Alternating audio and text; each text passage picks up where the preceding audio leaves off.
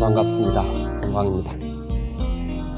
앞 시간에 그 부처님의 세 가지 모습 가운데 화신과 보신까지 이야기했는데 이 시간에는 이제 법신 부분을 설명을 드리도록 하겠습니다. 법신이라고 하는 것은 말 그대로 진리의 몸이다. 법이라고 하는 것은 이때 이제 진리의 몸이기 때문에 진리의 몸이다. 그렇게 볼 수가 있죠.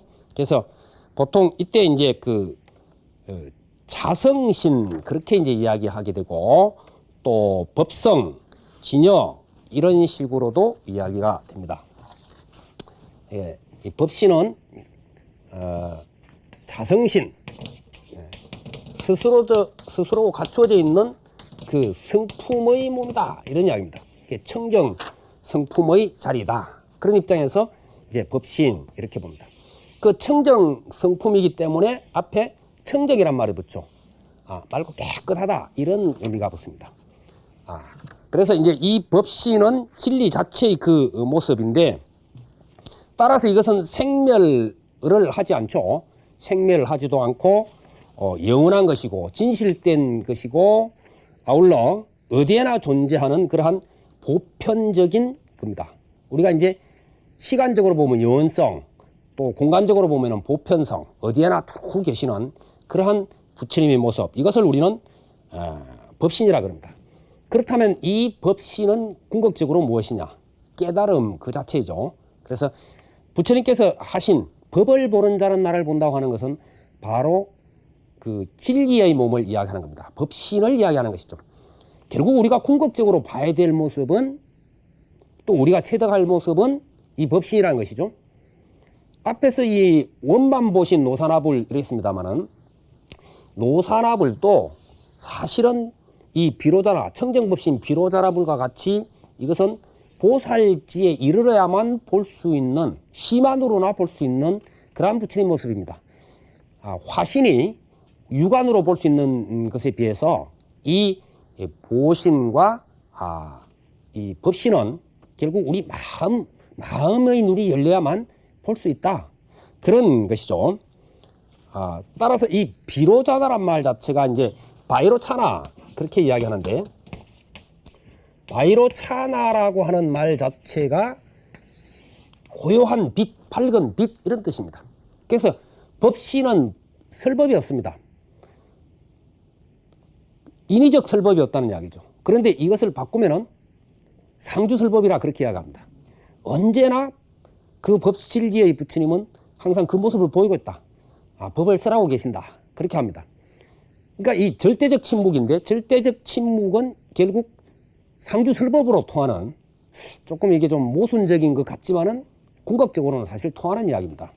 우리가 이제 딱 나누어서 생각해 보면은 그 침묵하고 항상 이야기한다는 거 어떻게 그 같으냐. 그러지만 우리가 깨달음의 세계, 진리의 세계는 침묵은 침묵으로 끝나는 것이 아니고 말은 말로서 끝나는 것이 아니죠. 이제 이런 것들이 사실은 처음 불교를 접하는 이들을 좀 혼란스럽게 만드는 것인데 침묵하시기에 상주설법이다. 이런 것이 이제 사실은 적합합니다. 그런데 이 법신 부분에 대해서는 각 경전마다 이게 좀 다르게 표현이 되고 있습니다. 먼저 그 반야경, 반야란 말 자체가 그 깨달음의 지혜를 이야기하는데 이 반야경에서는 법신을 반야바라밀로 보고 있습니다. 반야바라밀, 지혜의 실천 뭐 이렇게 이제 보통 이야기되죠. 반야바라밀. 반야는 인도말 프라자냐, 파리엽, 빤냐. 그 다음에 바라밀은 파라미타. 지혜로 고통의 세계를 건너간다. 그래서 열반에 이르는 것을 이야기하는 부분인데 바로 반야바라밀 그 자체가 법신이다.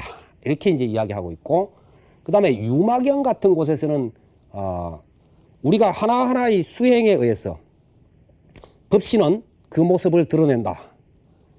이렇게 되어 있습니다. 따라서 수행에 의해서 우리가 하나하나 성취해 나갈 때 깨달음의 진리가 법신으로서 나타난다. 그렇게 표현이 되고 있고 법화경 같은 데서는 조금 다르죠. 법화경 같은 데서는 구원불이라 해서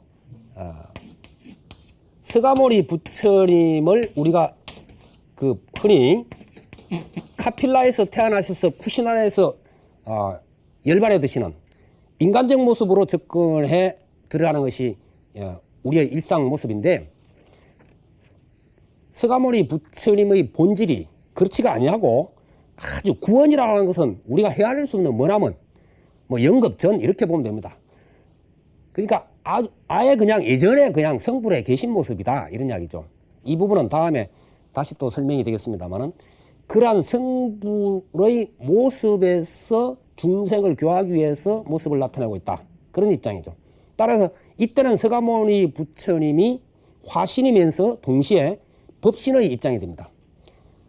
서가모니 부처님 자체가 지금 우리 눈에 육안으로 보이지 않지만 우리 곁에 항상 머무시고 상주설법 하신다고 표현되고 있죠.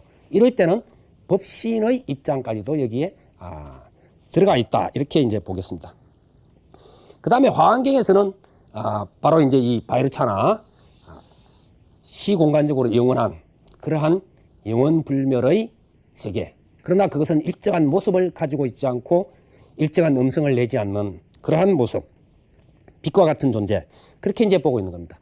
이처럼 법신을 표현하고 있는 말들이 반야바라밀, 또 깨달음의 그 세계, 유마경의 깨달음의 세계, 또 법화경의 구원불로서의 서가모니불, 화엄경의 비로자나불, 이렇게 다르게 표현이 되고 있지만 사실 그 내용은 동일한 겁니다.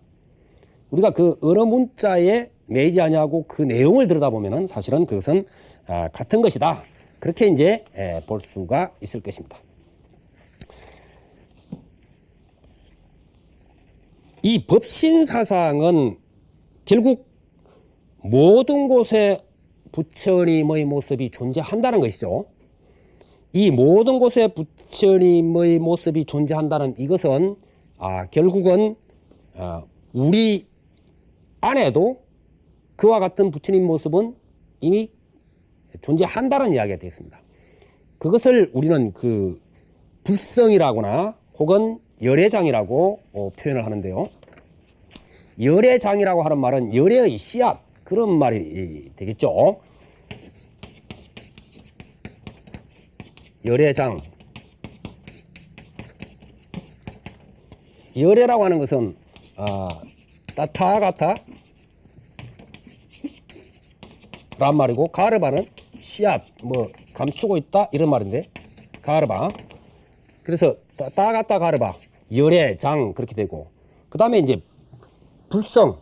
우리가 지금 중생의 모습처럼 되어 있지만 실제적으로 청정한 자성의 자리는 그대로 있는 것이죠. 그렇기 때문에 그것을 우리는 열애의 씨앗으로 보는 것이고, 또 이것이 열반경 같은 데서는 불성이라고 표현되고 있습니다. 부처님의 이 성품. 그래서 불성 이렇게 되고, 이 불성은 이제 붓다 다투, 붓다 다투라고 이제 한 말을 갖다 번역해 놓은 겁니다. 부처님의 중성, 성품, 뭐 이렇게 이제 번역이 되는 것인데, 결국 열애장이건 불성이건 그것은 우리 내적에 이미 있는 것. 따라서 우리가 누구나 수행해서 성불할 수 있는 근거가 바로 여기에서 비롯된다 이렇게 볼 수가 있습니다. 그러면 이 삼신 부처님의 세 가지 모습이 우리와는 어떻게 연관이 되어질까, 그런 모습이죠. 우선 서가모니 부처님의 입장에서 바라보면 서가모니 부처님이 본래부터 가지고 있었던 그 청정한 세계는 법신의 모습이라 볼 수 있습니다. 그 다음에 수행에 의해서 부처님께서 깨달으시는 그 장면은 보신의 입장이라 볼 수 있죠. 보리수 아래에서 말하자면은 그 법을 수용하는 그런 입장입니다. 다시 중생을 향해서 나아가서 여러 가지를 펼치는 모습은 화신의 모습으로 볼 수 있습니다. 결국 서가모니 부처님의 모습 가운데서 이 삼신의 모습은, 세 가지 모습은 이미 갖춰져 있죠. 그러면 그것을 우리에게로 돌이켜 볼 때 우리에게도 이 세 가지 모습이 이미 존재한다는 것입니다. 그것이 무엇인가? 첫째, 앞에서 누누이 설명되진 그 청정한 자성의 모습, 또 혹은 불성의 모습, 이건 우리가 누구나 다 가지고 있는 세계다. 우리가 성불할 기약이 바로 거기에 있기 때문에 그 모습은 우리의 그 자성 법신이다. 그렇게 볼 수 있습니다. 나에게 이미 법신의 모습이 있죠. 물론 이것이 완벽하게 드러났느냐 드러났지 않느냐의 차이가 있습니다만, 그 다음에 우리가 원을 세우고 수행함으로 해서 우리도 부처님과 같은 모습으로 되어지죠. 다시 말해서 능력과 덕망을 갖추어가게 됩니다. 그러므로 해서 우리는 지혜를 펼쳐나갈 수 있게 되죠. 바로 이 부분이 보신이 된다고 볼 수 있습니다. 수행에 의해서 빛을 발하게 되는 이 모습이. 그래서 우리가 지혜를 가지고 있을 때 이것은 보신의 모습이 된다. 다음에 우리가 부처님처럼 실제로 행동을 하는 거죠. 이것은 우리가 깨달은 만큼 다른 사람에게 나누어주는 삶. 다시 말해서 자비의 실천을 할 때 그 모습은, 자비의 실천이라는 것은 동일하게 주어지는 게 아니죠. 우리가 밥을 줄 때도 배가 아주 고픈 사람, 또 뭐 위가 아주 튼튼한 사람, 약한 사람에 따라서 각기 다른 모습으로 주어지고, 또 어떤 사람은 밥을 필요로 하지만 어떤 사람은 물을 필요하고 어떤 사람은 옷을 필요하죠. 이건 각기 제각기 달라집니다. 사람마다. 그래서 이것은 뭐예요? 천백억의 모습으로 나타나게 되어 있는 것이죠. 자비행은 천백억으로 나타나게 되어 있는 겁니다. 따라서 이 자비는 결국 화신의 모습이다. 이렇게 이제 볼 수가 있죠. 따라서 우리에게도 자성삼신이 이미 다 갖춰져 있다. 우리가 이렇게 알고 이렇게 실천할 때 우리도 바로 부처님처럼 되어진다. 이런 이야기입니다. 그 다음으로 부처님 모습에 대한 이제 구체적인 표현을 한번 보죠. 그 경전에 보면은 스가모니 부처님이 태어나시고 또 태자시설의 어떤 상을 볼 때 전륜숭황의 모습이다. 혹은 미래에 성불하실 모습이다. 이렇게 이제 표현이 되고 있죠. 근데 이 표현을 좀 더 구체화시킬 때 그것을 30이상 80종호 그렇게 이야기를 하고 있습니다. 여기서 30이상 80종호라고 하는 말, 이걸 줄여서 상호 그렇게 보통 이야기하죠. 우리가 어떤 잘 조성되어 있는 불상이나 불화를 볼 때, 특히 이제 불상 같은 거 볼 때 불교 공부를 좀 안 하신 이들, 많이 못 하신 이들, 또 이런 표현법을 모르는 이들은 대체적으로 참 부처님 잘생겼다, 또 부처님이 참 아름답다, 이쁘다, 뭐 이런 표현을 합니다. 그 용어를 모르고 뭐 그렇기 때문에 당연히 그런 표현을 할 수가 있습니다. 그러나 우리가 이제 불교 공부를 한 사람의 입장에서는 그런 표현은 적절하다고 보기는 어렵죠. 그래서 뭐라고 표현을 합니까? 상호가 원만하시다. 그렇게 이제 표현을 하죠. 야, 저 부처님은 참 상호가 원만하시다. 상호, 원만 이렇게 이제 표현을 합니다. 원만이라는 것은 빠짐없이 갖춰져 있다 이런 말이죠. 다 갖춰졌다. 그러면 상과 호가 빠짐없이 갖춰졌다 이런 말입니다. 여기서 상은 30 이상이 되겠습니다. 30 이상이라고 하는 것은 부처님께서 갖추신 훌륭한 모습 가운데서 대표적으로 눈에 확 띄는 모습을 32가지를 들고 있습니다. 그것이 30 이상이고, 호는 80종호 80가지의 좋은 모습 이런 말입니다. 그래서 따서 한자씩을 따서 상호 그렇게 하는 것이죠. 그러면 이 80종호는 무슨 말이냐? 30 이상이 확 드러나는 반면에 이 그 80종호는 좀 자세히 봐야 되는 좀 미세한 모습 이런 쪽으로 갑니다. 30 이상보다는 좀 덜 두드러지는 그러한 모습으로 가고 있습니다. 그러면 우리가 30 이상 80종호를 볼 때 그 하나하나는 나름대로의 상징을 갖습니다. 예컨대 부처님 손 모양에는 그 그물 같은 게 있다 그렇게 되어 있습니다. 손가락 사이마다. 이런 것은 이제 무엇을 상징할까? 그것은 일체 중생을 다 제도한다 이런 이야기죠. 그물처럼 다 건져 올린다 이런 의미 상징을 갖고, 또 뭐 좀 쉬운 예로는 우리가 익숙한 미간백호 같은 경우에 미간백호는 두 눈 사이에 흰 트럭이 있어서 똘똘 말려 있는데 산매에 들었을 때 어떤 산매에는 여기서 빛을 내면서 무량한 불국토를 보인다든지 이런 현상이 경전에 설명되고 있죠. 바로 이것은 제3의 눈, 우리가 좀 쉽게 표현하면 제3의 눈. 우리가 가지고 있는 그런 상대적이고 차별적인 그런 안목이 아니고 초월적 안목, 부처님 지혜의 어떤 세계, 그런 것을 상징하고 있죠. 그렇다고 해서 우리가 30 이상 80종호를 일일이 다 찾아서 외우고 할 필요는 없으리라고 봅니다. 우리가 부처님 가르침을 직접 공부하고 또 하나하나 실천해 나가면 되지, 이거 뭐 다 외운다고 꼭 좋은 것만 아닙니다. 그러나 이제 우리가 불상이나 불화를 조성할 때는 바로 30 이상 80종호는 이건 절대적인 어떤 기준이 됩니다. 여기에 의해서 어떤 이들은 그런 이야기를 해요. 왜 30 이상 80종호가 만들어졌을까라고 할 때 그건 불상을 만들기 위해서 꼭 필요한 그런 것들이다. 예를 들어서 손가락 사이가 떨어져 있을 경우에는 이 손가락이 잘못하면 부러질 가능성이 있기 때문에 뭐 이런 표현을 하는데 저는 그렇게 보지는 않습니다.